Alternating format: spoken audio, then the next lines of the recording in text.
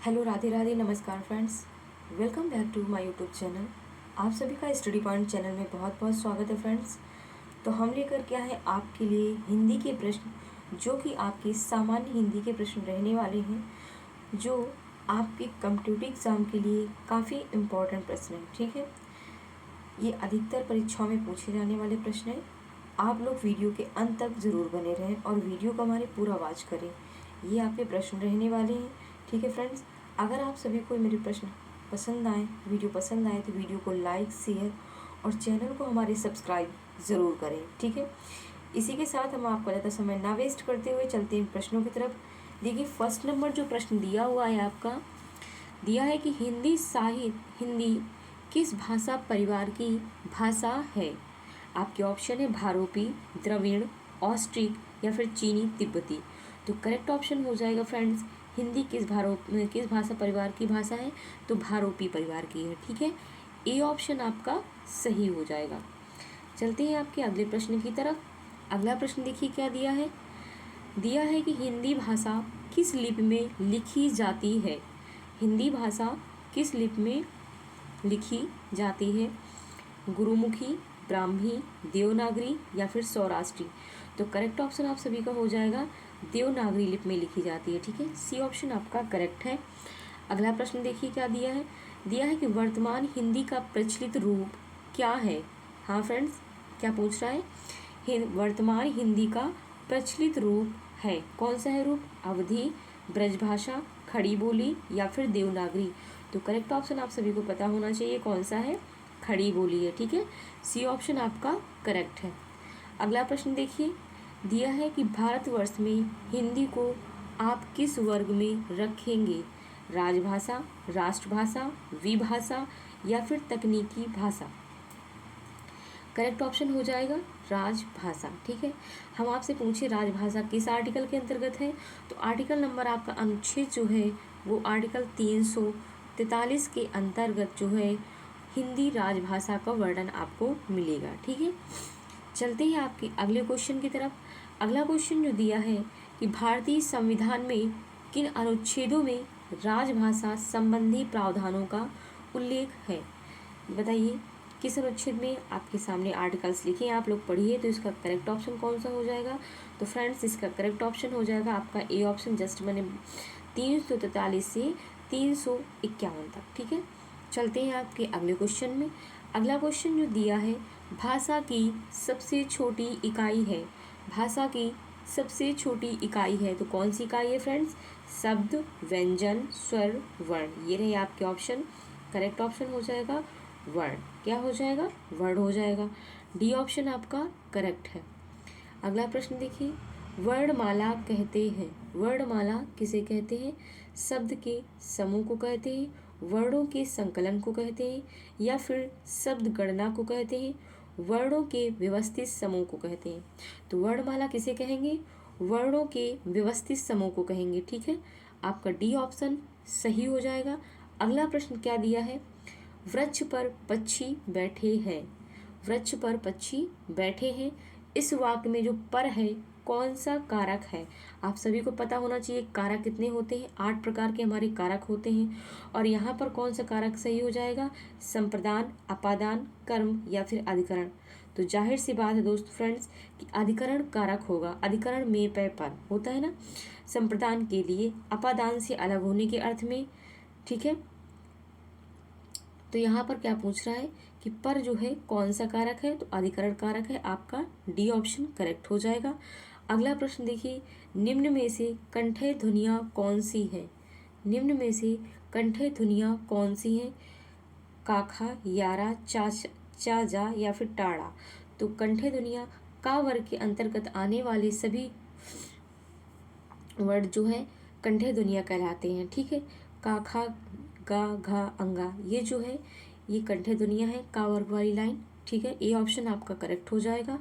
अगला प्रश्न जो दिया है, भाषाई आधार पर सर्वप्रथम किस राज्य का गठन हुआ। भाषाई आधार पर सर्वप्रथम किस राज्य का गठन हुआ, पंजाब, जम्मू कश्मीर, राजस्थान या फिर आंध्र प्रदेश। तो करेक्ट ऑप्शन हो जाएगा आपका आंध्र प्रदेश। ठीक है, डी ऑप्शन आपका सही है। अगला प्रश्न देखिए, दिया है दो वर्णों के मेल से होने वाले विकार को कहते हैं। दो वर्णों के मेल से होने वाले विकार को क्या कहते हैं? संधि, समास, उपसर्ग, प्रत्यय। तो करेक्ट ऑप्शन हो जाएगा आपका संधि कहते हैं। क्या कहते हैं? संधि कहते हैं। ए ऑप्शन आपका करेक्ट है। अगला क्वेश्चन देखिए, संधि कितने प्रकार के होते हैं? बताइए संधि कितने प्रकार के होते हैं, आपको बताना है।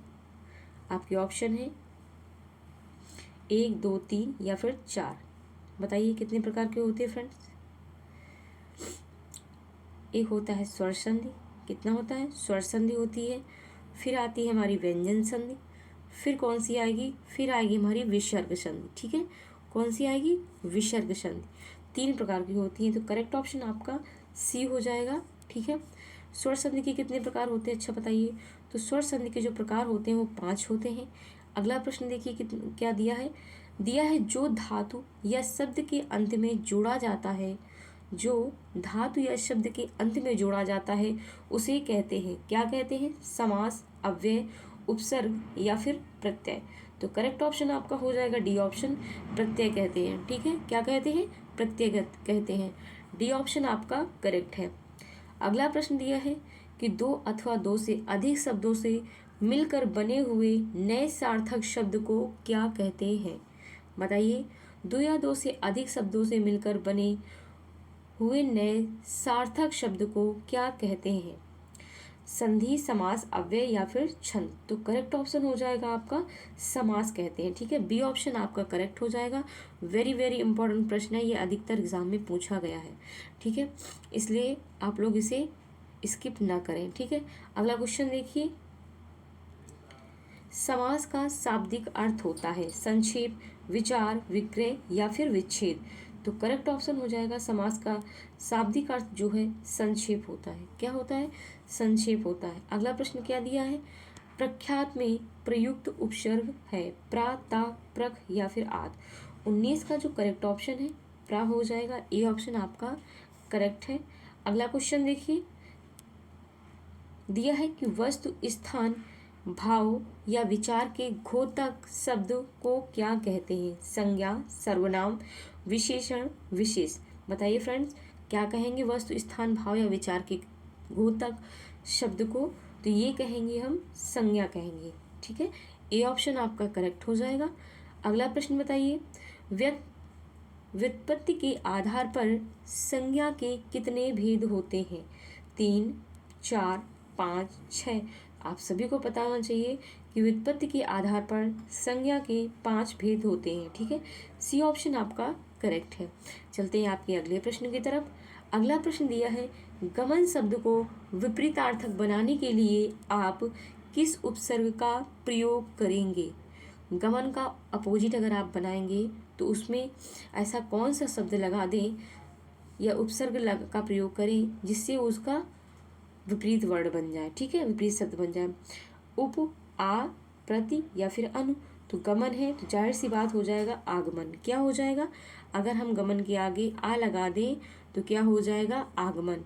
गमन का अपोजिट हो जाएगा ये आगमन। ठीक है, आपका बी ऑप्शन करेक्ट हो जाएगा। अगला प्रश्न देखिए, दिया है कि निर्वासित में प्रत्यय है। निर्वासित में कौन सा प्रत्यय हो जाएगा? इक, नी, सित या फिर इत। तो आप सभी को पता होना चाहिए कि इत प्रत्यय है। ठीक है, अगला प्रश्न देखिए, सूर्य शब्द का स्त्रीलिंग क्या होगा? सूर्यानी, सूर्या, सूर्यागी या फिर सूर्यो। तो सूर्य शब्द का जो स्त्रीलिंग है फ्रेंड्स वो हो जाएगा सूर्या। क्या हो जाएगा? सूर्या हो जाएगा।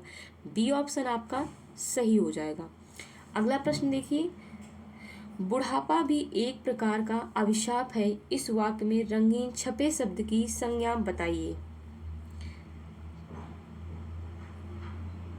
बुढ़ापा भी एक प्रकार का अभिशाप है, इस वाक्य में रंगीन छपे शब्द की संज्ञा बताइए। कौन सी संज्ञा है फ्रेंड्स? जातिवाचक, व्यक्तिवाचक, भाववाचक या फिर इनमें से कोई नहीं। 26 का जाहिर सी बात है कि भाववाचक है। क्या है? भाववाचक है। ठीक है, बी और सी ऑप्शन आपका करेक्ट हो जाएगा। अगला क्वेश्चन दिया है, जंगल में लगने वाली आग को क्या कहते हैं? जठरानल, दावानल, बड़वानल या फिर कमानल। जंगल में लगने वाली आग को हम लोग कहते हैं दावानल। क्या कहते हैं? दावानल कहते हैं। बी ऑप्शन आपका करेक्ट हो जाएगा। अगला प्रश्न पढ़िए। अगला प्रश्न दिया है, वह स्त्री जिसकी कोई संतान ना हो उसे क्या कहेंगे? कुल्टा, बांझ, अप्रसूता, विधवा। तो फ्रेंड्स इसका करेक्ट ऑप्शन आप सभी का सामने है, बी ऑप्शन हो जाएगा। अगला प्रश्न देखिए, तरन तनुजा तट तमाल तरवर बहुत तरवर छाए में कौन सा अलंकार है? बताइए कौन सा अलंकार है? अनुप्रास, यमक, उत्प्रेक्षा या फिर उपमा। तो करेक्ट ऑप्शन आपका हो जाएगा अनुप्रास अलंकार है। ठीक है, ए ऑप्शन आपका करेक्ट है। अगला क्वेश्चन देखिए,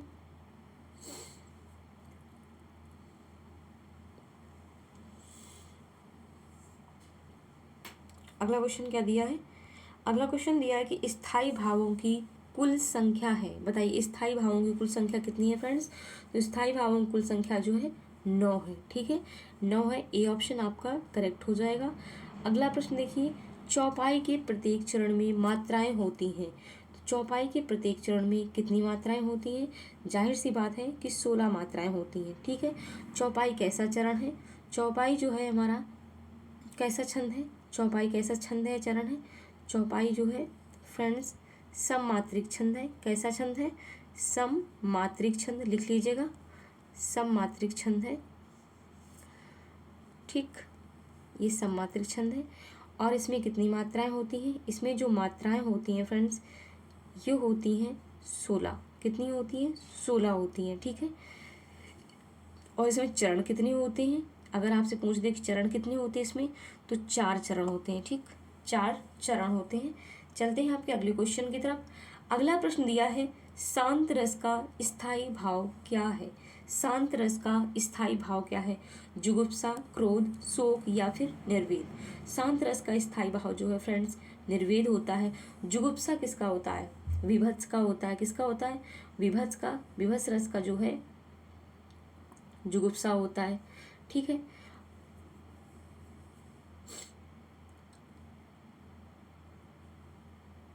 और शोक किसका होता है? शोक होता है हमारा करुण का। करुण रस का क्या हो जाएगा? शोक।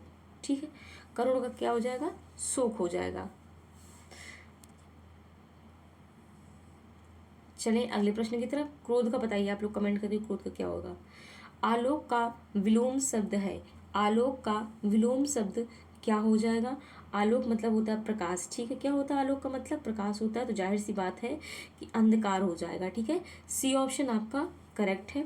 अगला प्रश्न दिया है कि श्रृंगार रस का स्थायी भाव क्या है? बताइए श्रृंगार रस का स्थायी भाव क्या है? उत्साह, शोक, हास या फिर रति। तो श्रृंगार रस का स्थायी भाव जो है फ्रेंड्स वो हो जाएगा रति। क्या हो जाएगा? रति हो जाएगा। ठीक है, और उत्साह किसका है? उत्साह जो है वीर रस का क्या हो जाएगा? वीर रस का उत्साह हो जाएगा। ठीक है, शोक किसका है? अभी हमने बताया आपको, करुण रस का शोक हो जाएगा। हास किसका है? हास जो है हास्य रस का हास स्थायी भाव है। ठीक है, श्रृंगार रस का आपका हो जाएगा रति। तो ये आपके क्वेश्चन थे। ठीक है, इसी के साथ वीडियो आपकी समाप्त हुई, आपकी कंप्लीट हुई।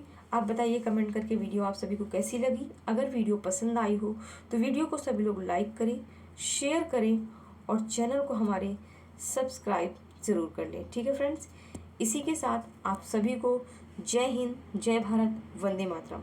मिलते हैं आप सभी को नेक्स्ट वीडियो में। Thanks for watching my video. Radhe Radhe.